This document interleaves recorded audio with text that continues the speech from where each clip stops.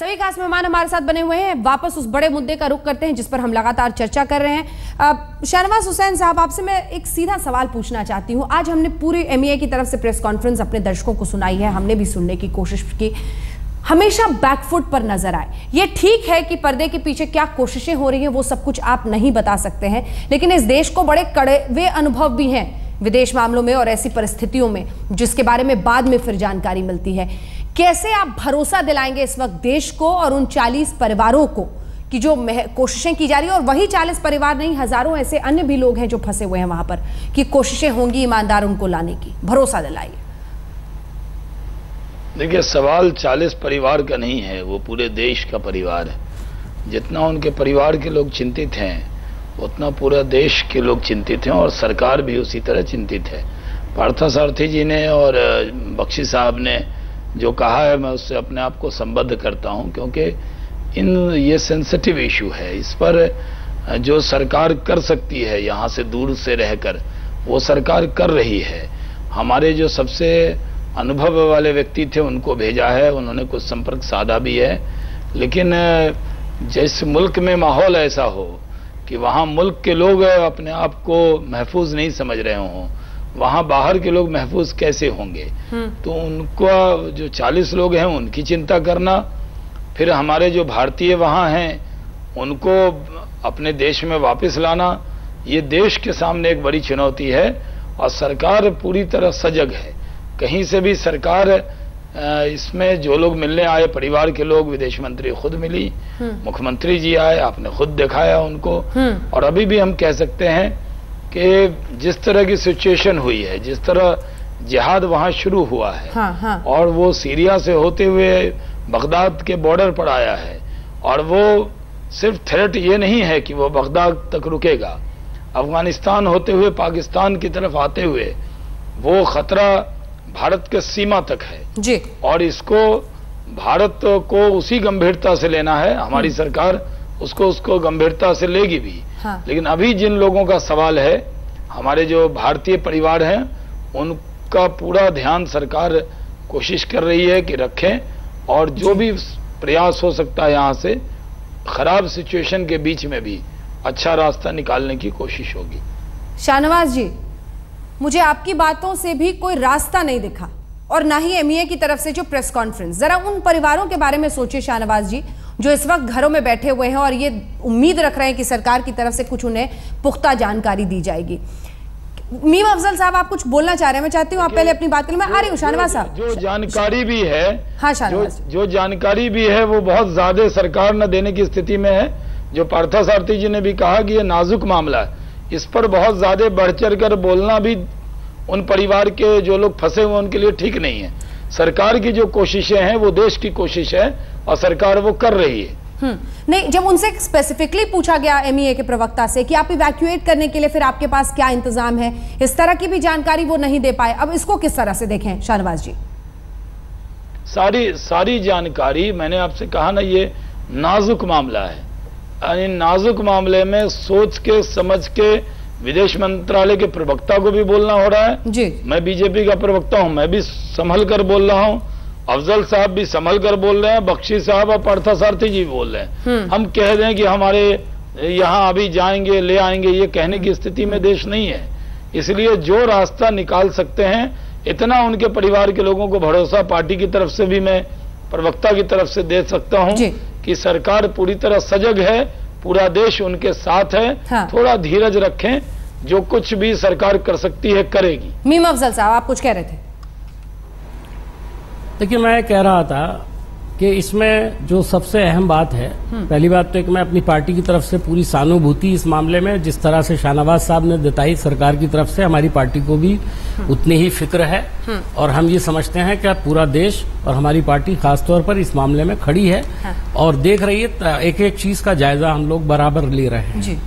जहां तक मैं समझता हूं, इसको फौरी तौर पर हल करने के लिए सरकार यकीनन कुछ कर रही होगी। देखिए, हमारा विदेश मंत्रालय में मुझे थोड़ा सा तजर्बा है, इसलिए मैं कह सकता हूं बहुत तजर्बेकार लोग हैं, और इराक से चूंकि हमारा रिश्ता बड़ा दोस्ताना और बहुत मजबूत रिश्ता रहा है हमेशा, और हम लोग वहां से बहुत बड़ी तादाद में तेल निर्यात करते हैं, इसलिए हमारा वहां से ताल्लुक बड़ा गहरा है। और हमारी एम्बेसी जो वहां पर है, काम कर रही है, मेरा जहां तक अंदाजा है उसके पास काफी हद तक, बड़ी हद तक वहां की सिचुएशन की जानकारी हम सब लोगों से ज्यादा होनी चाहिए और होगी यकीनन।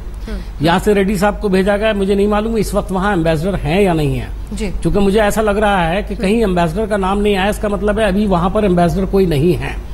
और जाहिर है कि अगर हेड ऑफ द मिशन कोई नहीं होता है तो नीचे जो तमाम लोग होते हैं वो तमाम चीजों पर इतनी आसानी से कोई बात नहीं कह सकते, जिम्मेदारी के साथ एम्बेसडर ही बात कर सकते हैं, इसलिए शायद रेड्डी साहब को वहां भेजा गया है। ये मैं समझता हूँ ठीक कदम है और हर जो पॉसिबल प्रयास होता है वो करना चाहिए। मैं यहाँ पर एक बात कहना चाहता हूँ, चूंकि अकबरुद्दीन साहब का जो बयान आया, जो विदेश मंत्रालय के प्रवक्ता हैं, उनके एक बयान में मुझे खास बात ये नजर आई कि उन्होंने कहा कि हम जो लोग वहां पर एबडक्ट किए गए हैं उनकी सुरक्षा की हम कोई बात नहीं कर सकते अभी।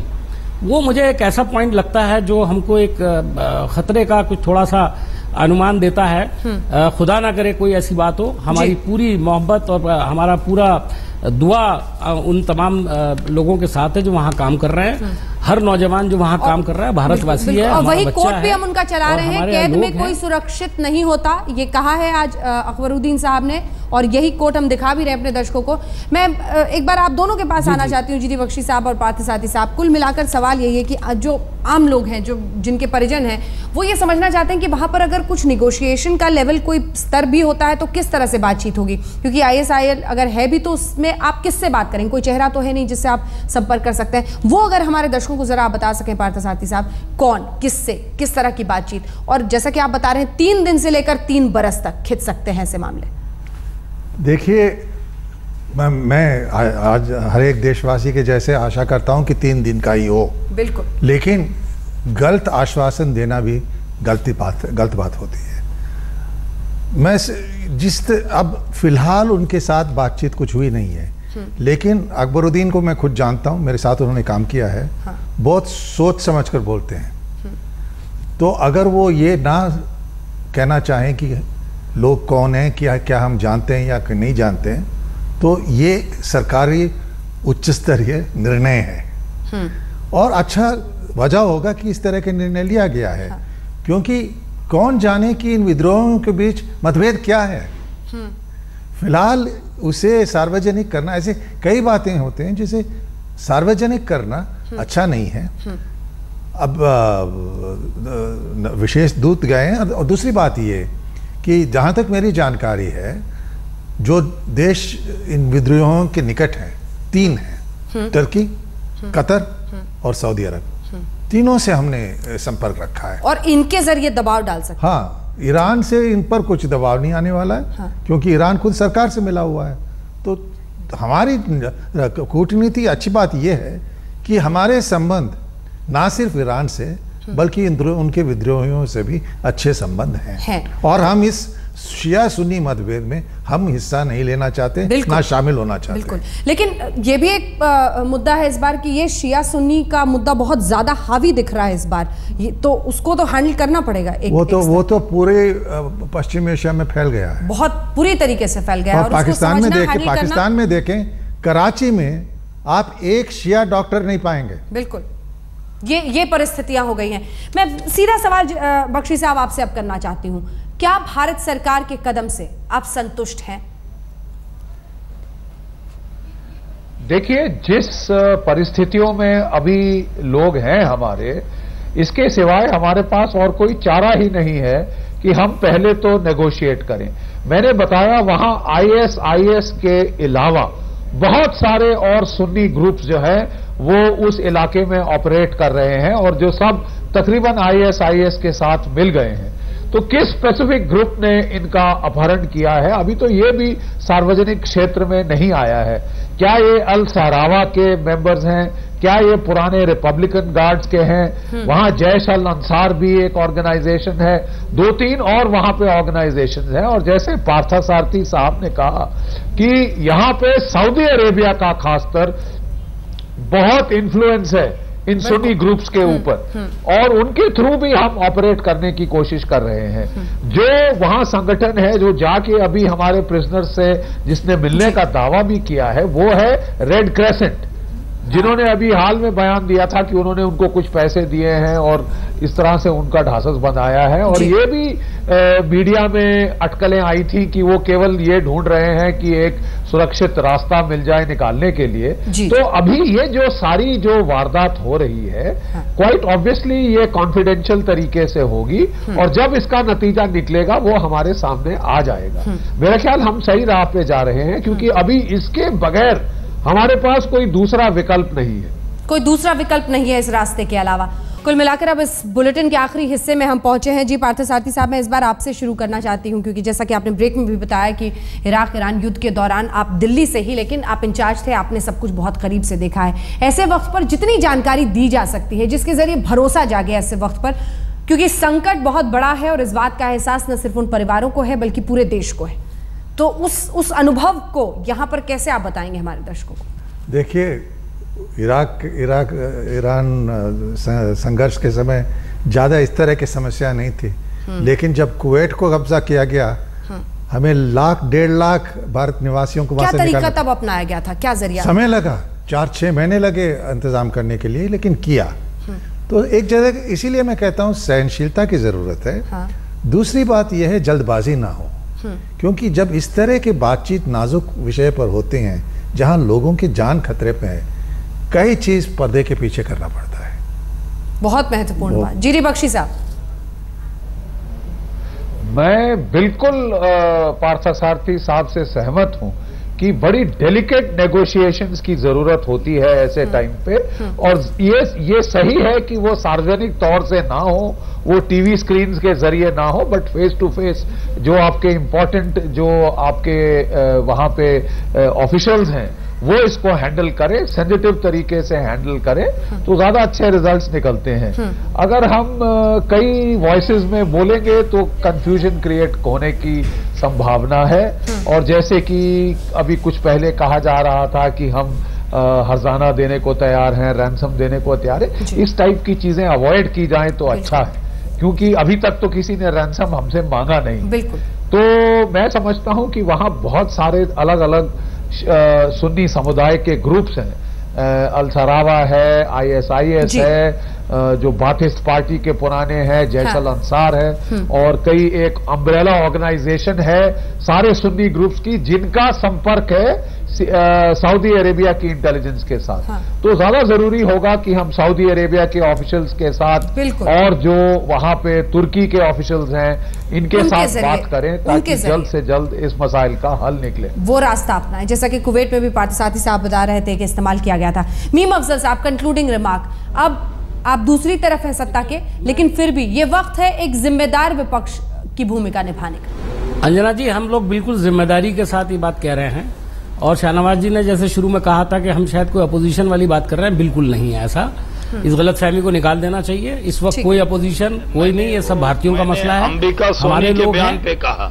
जी, बस मैं वही कह रहा हूँ कि उन्होंने भी जो बात कही है, थोड़ा सा उन्होंने कहा है, उसको शायद इतना बैड टेस्ट में लेने की जरूरत नहीं है, और इस पर बहुत कुछ कहा जा सकता है। लेकिन मैं एक बात कहूंगा कि अभी जरूरत इस बात की भी है, और मैं समझता हूँ सरकार शायद कर रही होगी ऐसा, और उसको जरूरी नहीं है सरकार सब बातों को बताए। जब इस तरह के काम होते हैं तो उसको ब्रीफ रोजाना उस तरह का नहीं किया था। अकबरुद्दीन साहब के बयान से भी ऐसा लग रहा है। मेरा ये मानना है कि कुछ और ऑर्गेनाइजेशंस हैं जो इंपॉर्टेंट हो सकती हैं, इंटरनेशनल ऑर्गेनाइजेशन जैसे UN हैं, दूसरे लोग हैं, उनको भी इमीडिएटली अप्रोच करना चाहिए हमको, जहां से भी हमको मदद मिल सके, जहां से भी हम प्रेशर बना सके प्यार मोहब्बत से, उसकी जरूरत है, और वो सब काम हमको करने चाहिए। और जो बख्शी साहब ने बात कही है, मैं उससे आप उससे सहमत हैं? आप उससे सहमत हैं? शाहनवाज साहब, कंक्लूडिंग रिमार्क आपकी तरफ से, क्योंकि आप अब सरकार हैं, आप सत्ता में हैं, भरोसा और वो तरीका जो तमाम, अगर सऊदी के जरिए, टर्की के जरिए जो भी रास्ते अपनाए जा सकते हैं ऐसे वक्त पर, वो सभी रास्ते सरकार अपना रही है, यही भरोसा रखें। अंजना जी, बहुत पॉजिटिव डिबेट आपने किया है। बख्शी साहब और पार्थसारथी साहब ने बहुत बारीकी से बात रखी, अफजल साहब ने भी बात पॉजिटिव वे में रखा है। मैंने शुरू में उनका जो बयान आपने दिखाया था अंबिका सोनी जी का, उस पर मुझे एतराज था, लेकिन मैं ये डिबेट के कंक्लूजन में ये कह सकता हूँ कि भारत एक ऐसा देश है जहाँ वो शिया सुन्नी का जो झगड़ा है वहाँ जो पूरे गल्फ रीजन में फैला है, भारत उससे अछूता है। हमारे यहाँ जो शिया भाई भी हैं उनसे भी कोई किसी का कोई झगड़ा नहीं है यहाँ। और भारत की एक बार फिर वक्त जिस तरह से हावी होता है वही हावी हुआ इस बहस पर। अब बहुत बहुत शुक्रिया आप सभी खास मेहमानों का हमारे साथ इस चर्चा में शामिल होने के लिए। उम्मीद यही, जैसा कि आप बता रहे हैं शाहनवाज जी, कि सरकार हर मुमकिन कोशिश कर रही है और उसी बात पर भरोसा जो देश की विदेश मंत्री बता रही हैं कि कोई भी कसर हम नहीं छोड़ेंगे, क्योंकि लौटाना है इन भारतीयों को सुरक्षित उनके घरों तक। आप देखते रहिए।